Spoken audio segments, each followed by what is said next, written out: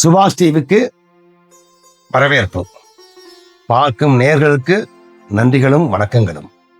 என்னுடைய அனுபவத்தில் இருந்த பாடங்களை, அனுபவத்தில் தெரிஞ்சுக்கிட்ட புதிய விஷயங்களை, புரிதல்களை உங்கள்கிட்ட பகிர்ந்துக்கிறேன்.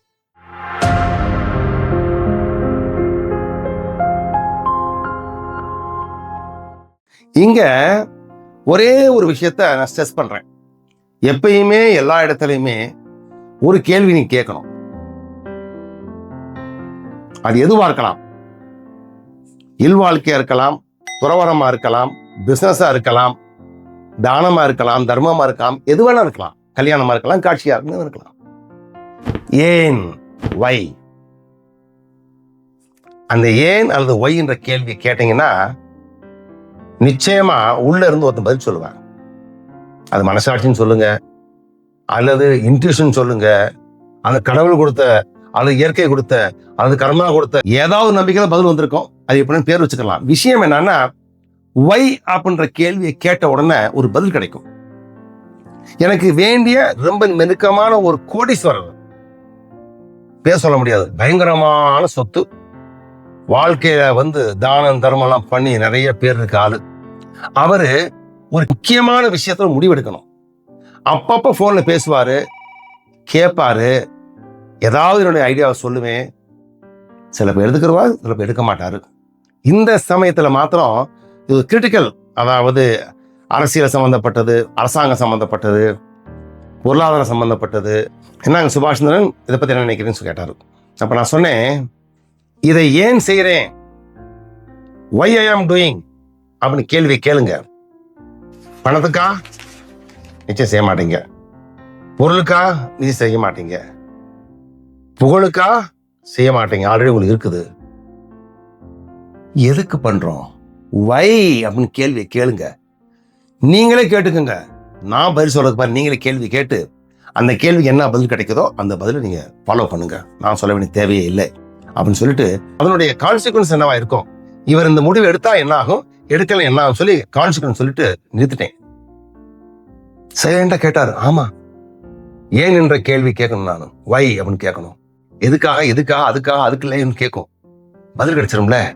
அருமையான வழி, ரொம்ப பிரகாசமா இருக்குது அப்படின்னு சொல்லிட்டு ஒரு அரை மணி நேரம் சொல்லிட்டாரு. முடிவெடுத்துட்டேங்க, இந்த முடிவை நான் மாத்தி வைக்கிறேன், இது தேவையில்லாத முடிவுன்னு முடிவு பண்ணிட்டாரு. இப்ப என்ன சொல்றேன்னா, அவர் சொன்னதுனால அது நான் சொல்றது கிரேட்டோ, அவர் சொல்லாதனால சொன்னது வேணும்னு சொல்லல. நான் பொதுவாகவே என்னுடைய விஷயத்துல கூட எனக்கு உடல்நல குறைவா வந்திருக்குன்னா ஏன்னு கேட்பேன். காரணம் தெரியாதா, சரியான சாப்பாடு சாப்பிட்டு மாட்டேன், நேரத்தை தூங்கியிருக்க மாட்டேன், அல்லது கெட்ட உணர்வுகளோடு தூங்கியிருப்பேன். இந்த உடம்பு காரணம் இல்லாம நோய்வாய்ப்படாது. அதனால காரணங்களை கண்டுபிடிச்சிட்டு நிவர்த்தி பண்ணிக்கிருவேன். என்னுடைய வழிமுறை. கால் தட்டுது, பார்த்து நடக்கல, நான் தான் காரணம். வைன்ற கேள்வி கேட்டதுனாலதான் நிறைய மாற்றங்கள் உலகத்துல வந்திருக்குது. உங்களுக்குள்ள வரணும்னு சொல்லி இந்த பதிவு. இதுக்கப்புறம் ரொம்ப பாப்புலரான விம்பிள்டன் பிளேயர் ஆர்தர் ஆஷேன்னு கேள்விப்பட்டிருப்பீங்க.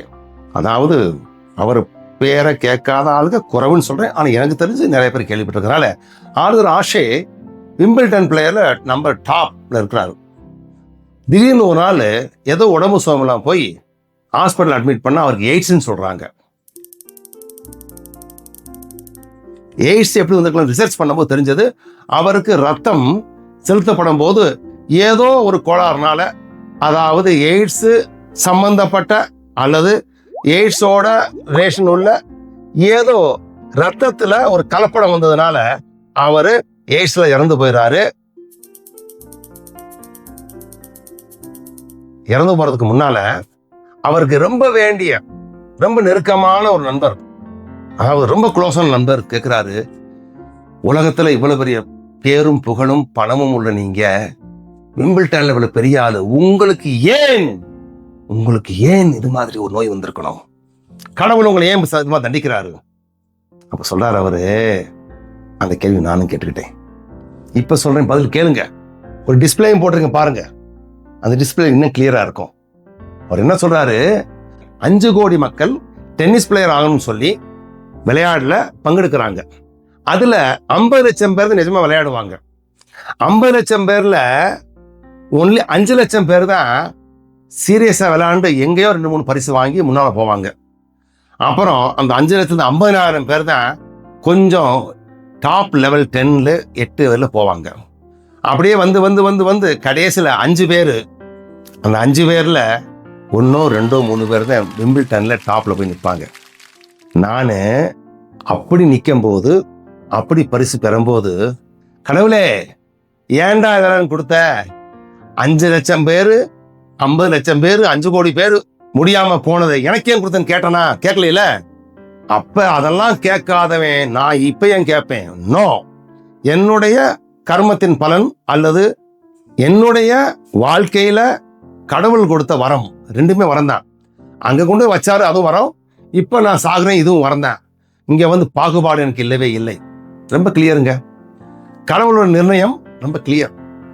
5 கோடி மக்கள்ல இருந்து என்னை தேர்ந்தெடுத்து அங்க போய் நம்பர் 1 ஆகிறது கொடுத்த அதே கடவுள் இதையும் கொடுத்திருக்காரு. அப்ப ரெண்டுமே அவர் கொடுத்ததுன்னா ரெண்டுமே நல்லதான் நடக்க முடியும். அதனால ஏன்ற கேள்வி கேட்டது பதில் கிடைச்சிருச்சுங்க. ஆனா எனக்கு வேதனையே இல்லைன்னு சொல்லிட்டு இறந்து போயிடாரு அவரு.